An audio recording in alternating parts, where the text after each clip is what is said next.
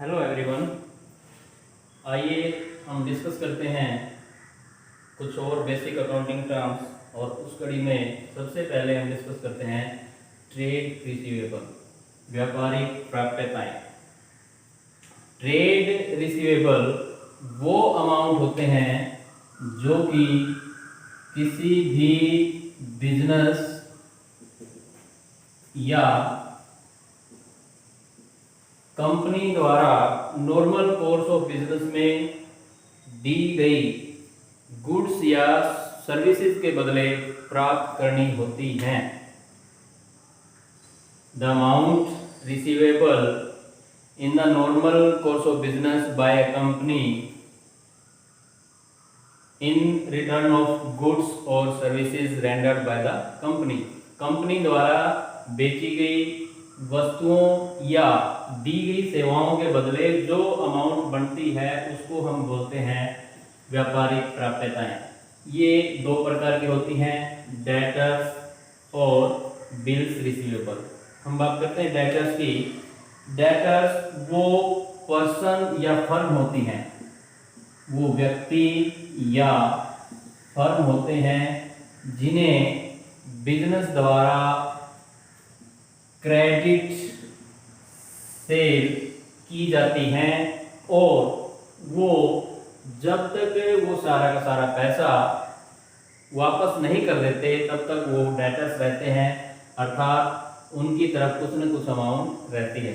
उदाहरण के लिए हम मानते हैं कि एक कंपनी है, उसने एक पर्सन है, उसको 50,000 रुपये का उधार सामान बेचा। अब ये उधार सामान बेचा तो ये ए जो है इस कंपनी का जिसने इसको सामान बेचा ये डेटर बन गया, ये देनदार है। और जब तक ये पूरे 50,000 रुपये वापस नहीं कर देता तब तक ये कंपनी का डेटर रहेगा, देनदार रहेगा। इसको बोलते हैं देनदार और ये एक ट्रेड रिसीवेबल है। दूसरा इसमें होता है बिल रिसीवेबल, प्राप्य विपत्र। ये होते हैं बिल ऑफ एक्सचेंज, जिसमें एक व्यक्ति जो बिल लिखने वाला होता है दूसरा उसको स्वीकार करता है और वो स्वीकार करने के बाद लिखने वाले व्यक्ति को वापस कर देता है, तो उसको बोलते हैं हम बिल रिसीवेबल। ये जिसने लिखा है उसके लिए बिल रिसीवेबल होगा और इस बिल के अंदर जो निश्चित राशि है वो किसी फ्यूचर डेट पर प्राप्त करने का आदेश इसमें लिखा होता है। इसमें लिखा होता है कि मुझे या मेरे द्वारा आदेश दिए गए व्यक्ति को आप इतने टाइम बाद या उस डेट को ये जो इसमें अमाउंट लिखी गई है आप दोगे। उदाहरण के लिए जैसे यहाँ पे ये मान लेते हैं ये जो 50 रुपए का सामान एक्स ने ए को बेचा था। अब यहाँ पे एक्स जो है इस बिल का ड्रार है। एक्स ने एक बिल लिखा ए के ऊपर जिसमें लिखा कि आप मुझे या मेरे द्वारा नामित व्यक्ति को 50,000 रुपए देंगे। अब यहाँ ए ने ये बिल लिखा, या जब तक ये लिखा है यहाँ तक सिर्फ ये एक ड्राफ्ट है, बिल नहीं बनेगा। लेकिन ये बिल लिखने के बाद जैसे ही ए को देगा और ए इसको साइन करके यानी अपनी स्वीकृति देके वापस ए को दे देता है, तो अब ये जो है ये ए के लिए बिल रिसीवेबल बन जाता है और किसी फ्यूचर डेट पे ए ये 50,000 रुपये या तो एक्स को देगा या एक्स अगर किसी और पर्सन को ये बिल दे देता है तो ये उसको देगा। तो इसको बोलते हैं बिल रिसीवेबल। इसके बाद हम बात करते हैं ट्रेड पेबल्स।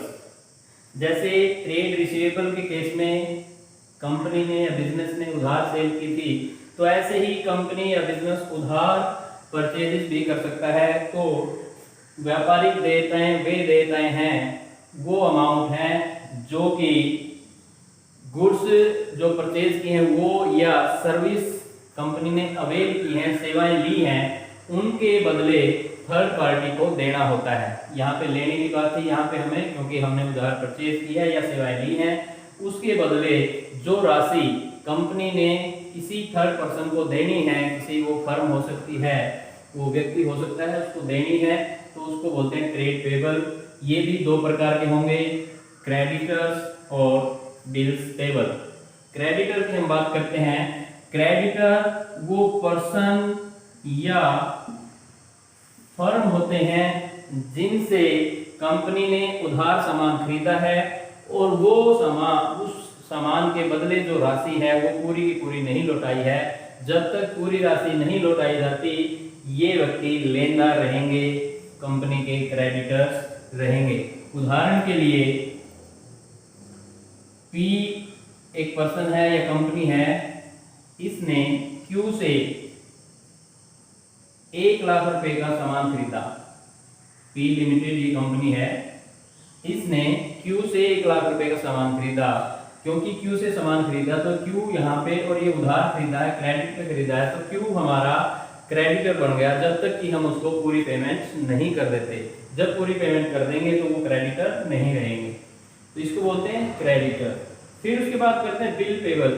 जैसे हमने डेटर्स के केस में बिल ऑफ एक्सचेंज की बात की थी, बिल रिसीवेबल, यहाँ पे बिल पेबल या देय विपत्र की बात करते हैं। इसी में अगर हम यहाँ पे जैसे हमने क्यू को माल देना है, अब क्या होगा इस केस में क्यू जो है वो ड्रार बन जाएगा। क्यू हमारे ऊपर, कंपनी के ऊपर एक बिल लिखेगा और वो बिल जब तक उसने लिखा है तब तक वो एक बिल, वो ड्राफ्ट है बिल का। लेकिन जैसे ही पी लिमिटेड इसको एक्सेप्ट करती है, साइन करके वापस इसको दे देती है ड्राफ्ट बिल को, तो उस दशा में जिसमें लिखा होगा, ये लिखेगा कि आप मुझे या मेरे आदेश पर 1 लाख रुपए देंगे, तो ये सहमति देंगे। जैसे पी लिमिटेड इसमें साइन करके वापस दे देती, तो पी के लिए ये बिल बनेगा बिल्स पेबल।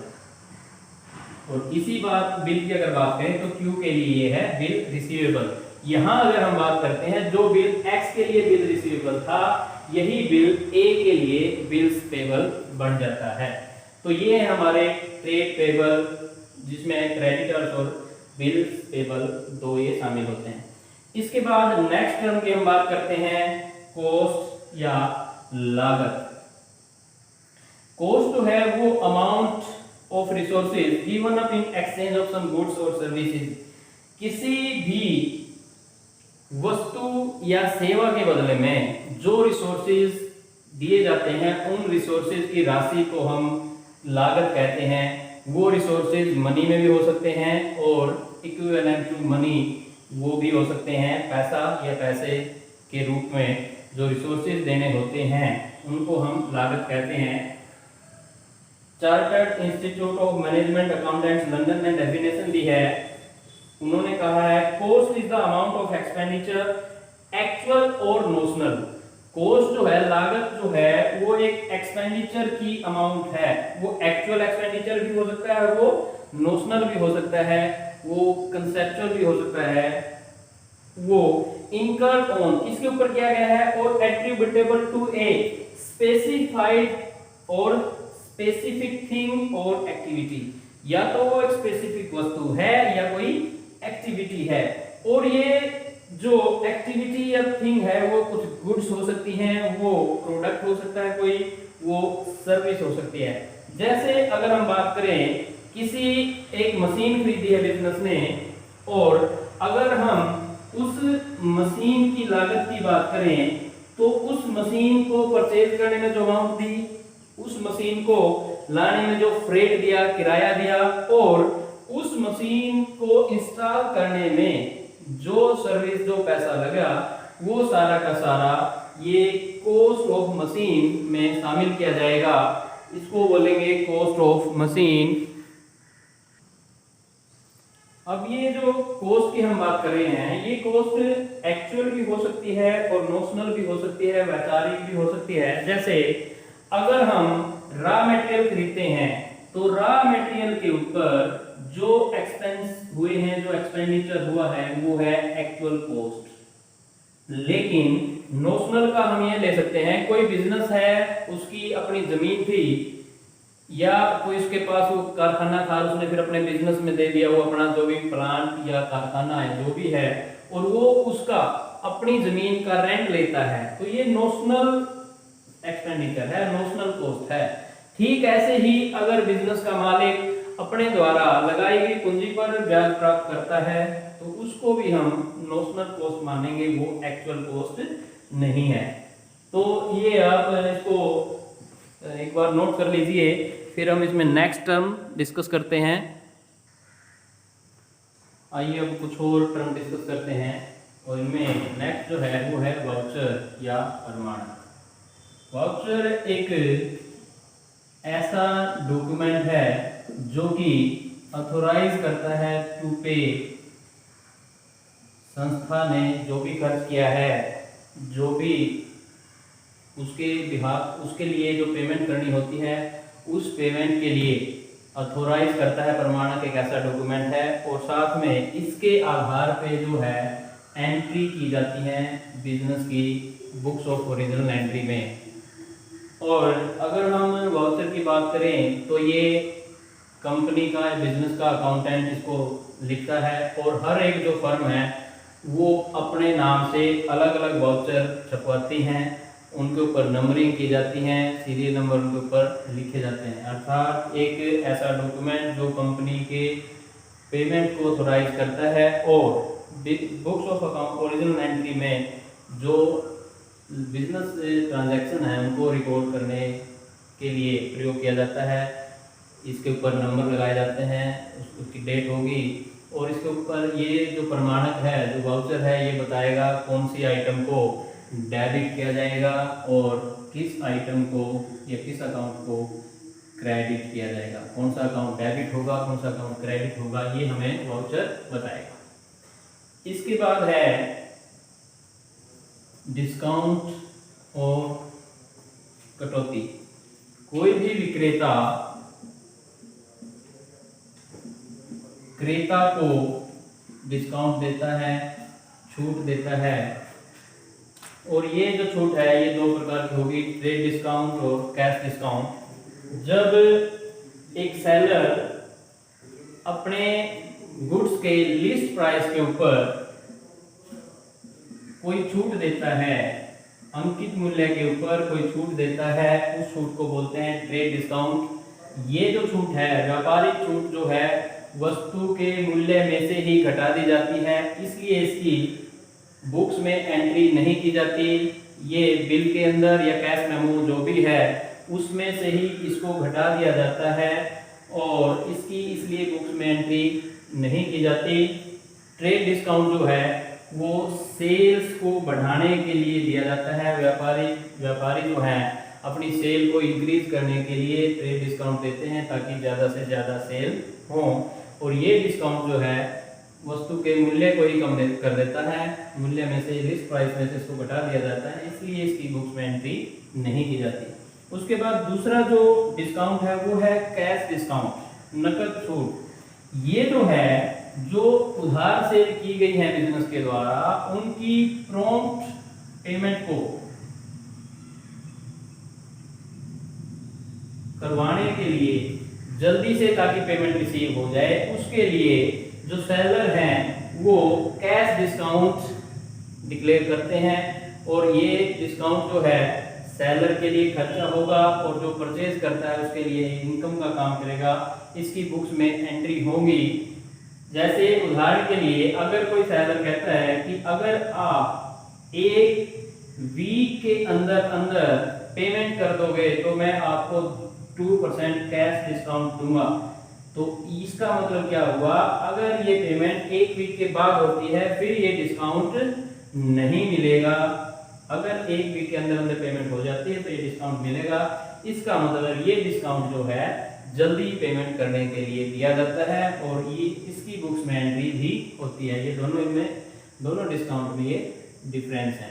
एक एग्जांपल लेते हैं, मान लो 20,000 रुपये का सामान बेचा गया, इसके ऊपर 10% ट्रेड डिस्काउंट है और 2% अगर कैश डिस्काउंट मान लेते हैं, इस पर जल्दी पेमेंट इसकी हो जाती है। तो यहाँ पे क्या होगा, ये हमारा लिस्ट प्राइस है 20,000, तो यहाँ पे लेस ट्रेड डिस्काउंट, यहीं पे इसका 10% 2,000 घट जाएगा, तो ये जो मूल्य है बिजनेस के लिए या परचेजर के लिए 18,000 होगा। और अगर वो जल्दी पेमेंट करता है तो फिर कैश डिस्काउंट मिलेगा, इसका 2% 360, और ये हो जाएगा लास्ट में पेमेंट। अगर ये पेमेंट होती है टाइमली, जो टाइम दिया जाता है, तब ये कैश डिस्काउंट मिलेगा। अगर ये नहीं दिया जाता तो पूरी पेमेंट होगी 18,000 की।